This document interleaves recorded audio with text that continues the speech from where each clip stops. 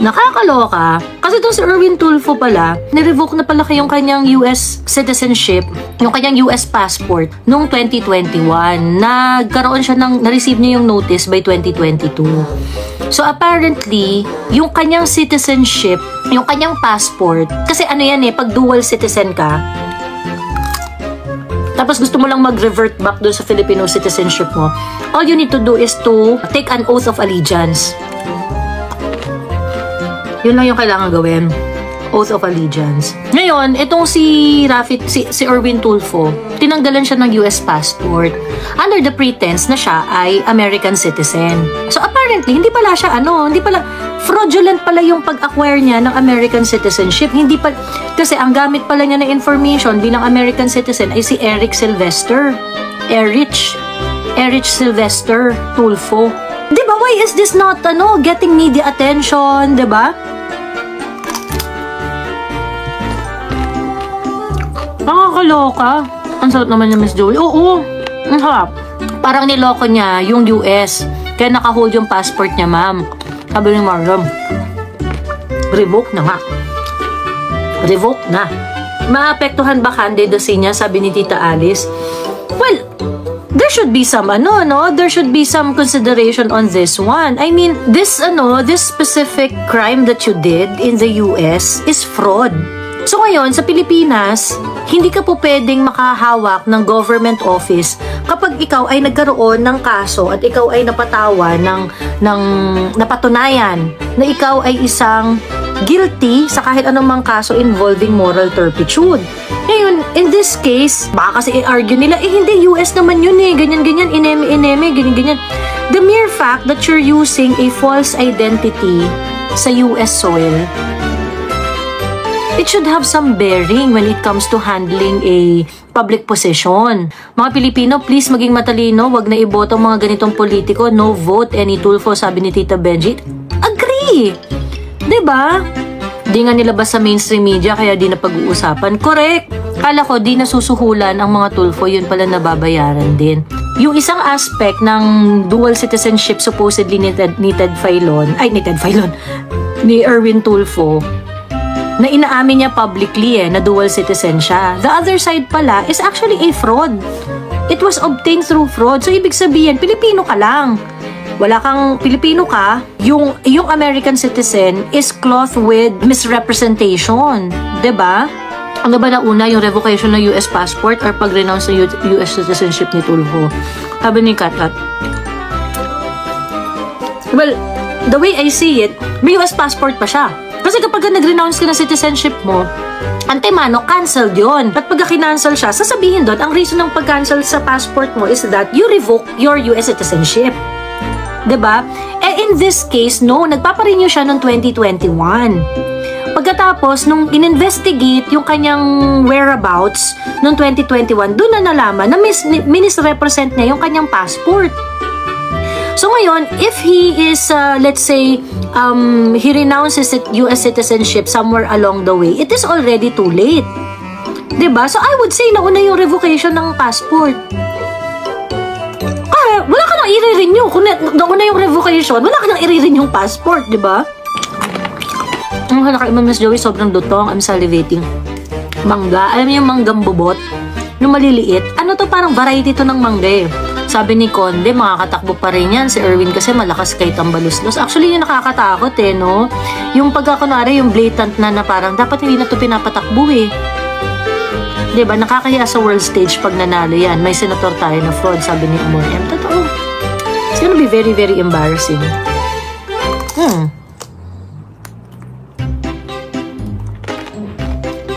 Magpabitag sa Erwin.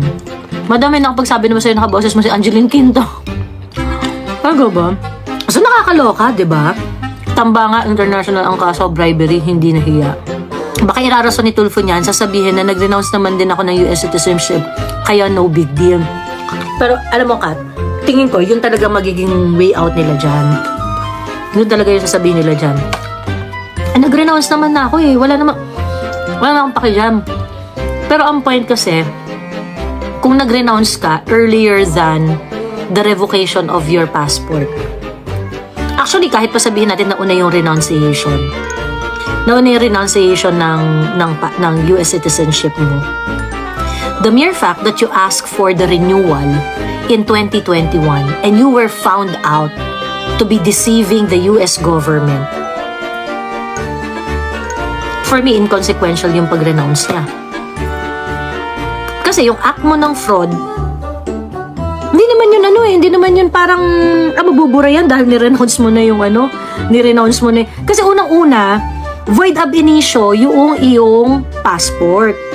Ibig sabihin, from the very, very beginning, hindi ka dapat kumuha ng US passport, hindi ka dapat nagpanggap. Diba? So, tama ka ng Kap. Malamang gagamitin nila yan. Malamang, no? Just to confuse the situation. Gagamitin nila yan. But for me, I think, the renunciation has nothing to do here. Kahit gamitin nila yan, it does not explain why you obtain a fraudulent passport from the US government. Last na apple ni Tulfo, pati US niloko. True! Diba, puta? Kung kaya nang lokohin ng US government pagdating sa mga ganitong bagay, tingin ninyo, yung mga ordinaryong individual, di niya kayang lokohin, yung mga boboto sa kanya, di niya kayang lokohin? Kung kaya mandaya sa passport, paano pa kaya sa eleksyon? Sabi ni Top Trends. Correct! Correct! Diba? Comelec should act on this fraud and quickly disqualify him. Katulad ni Erwin,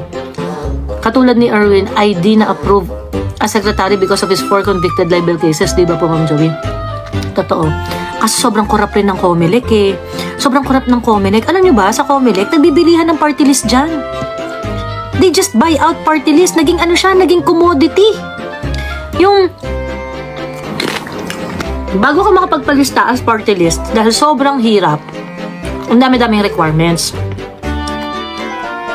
At yung Comelec, ang dami-dami ng issue dyan na talagang yung kapag hindi ka nila trip or hindi ka nagbabayad, yun yung mga allegations, no? Napapark talaga yung application mo para maging party list ka.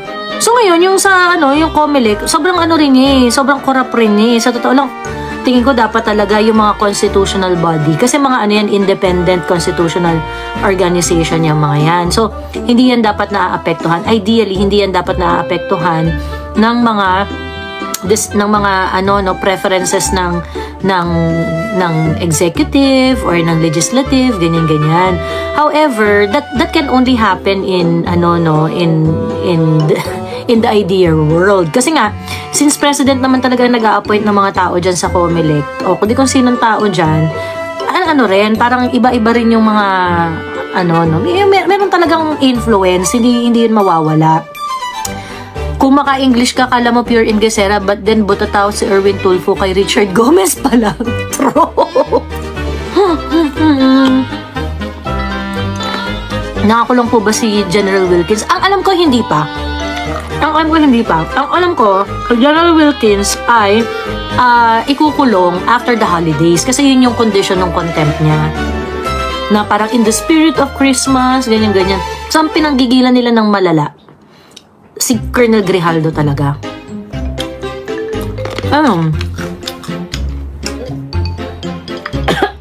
Parang ang sabi, 70M sa party list para ma-approve, sabi ni Trililing. Totoo yan! And ako nagtataka nga ako bakit walang walang about it, yung parang siguro kasi syempre parang wala namang mag-i-investigate dyan kasi syempre sino mag-i-investigate? Lahat nga sila gustong magkaroon ng pwesto sa government. Pero I think siguro yung mga ibang nag-a-aspire na magkaroon ng party list for legitimate purposes, they should start checking on this, on what's going on. Kasi talagang nagkakabilihan talaga ng party list Parang ang nangyayari, pagka kunwari meron ng isang party list, nakapag-register na sila, recognized na sila by Comelec, ganyan. Kaso, merong someone who wanted to buy a party list kasi hindi makapag-register. So, ang gagawin nila, bibili nila yung party list na register. I think this kind of transaction should be banned. It should be banned. Diba? Actually, there was nothing to renounce because he was never a US citizen in the first place, sabi ni Alexa. Yes! Ayan, mabalik na nga tayo. Yan yung sinasabi ko kanina. Yung renunciation would not have to do anything to protect Erwin Tulfo. Kasi, void ab initio siya eh. You're not supposed to have an American passport in the first place. So, anong i-renounce mo? Ang talagang klaro dito, nanloko ka, isa kang fraud. 'Di ba? Ginawa lang press release ni Erwin Tulfo ang pag-renounce para kuno pinili niya maging Pilipino. Pero wala naman talagang US citizenship. Correct. Grounds ba DQ ang fraud, sabi ni Kulo TV? Well, kailangan hindi ka convicted of any crime involving moral turpitude. Ganon. Ang hindi ko alam, convicted dito sa Pilipinas or abroad. Kasi itong kaso niya na to, napag-alaman siya na nameki siya ng passport, sa abroad to eh. Diyos ko, duda ako sa awayan ng Aimee at Lisa and Tambaluslos. Me too! Sa totoo lang ako, ayoko ng mga ganyan-ganyang chismis. Yung mga sampalan na ganyan, or hanggat walang, kung yung akap nandun pa din, sa budget, o anong gagawin natin sa sampalan na yan? Diba? Ang gagawin natin sa sampalan na yan? Kung wala namang nabago dun sa budget at na-approve pa rin naman yung mga budget at yung mga ayaw natin ay nandun pa din, o anong silbi niyang sampalan na yan? Ayun, pero sabi niya di mo kaya boljakin si Mangga, sabi ni kasi hindi naman siya nakikinig ng vlog ko lahat. Nabolja ko na ilang beses si Senator Aimee. I actually criticized the way Senator Aimee handled the PI inquiry. Kasi parang ang nangyayari, ang bait-bait niya dun sa mga resource speaker. Ang babait niya doon sa mga resource speaker. Ang dami ng ebidensyang inilabas ni Senator Aimee implicating Martin Romualdez.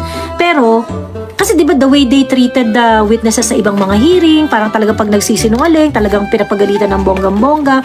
Senator Aimee wasn't like that. So parang feeling ko, ano ba naman yan? Ang lambot naman ito ni Senator Aimee. Pagdating doon sa pag-reprimand doon sa mga witnesses na obviously naglalay. Yung si Onyate, diba? Yung obviously naglalay, ano pa ba?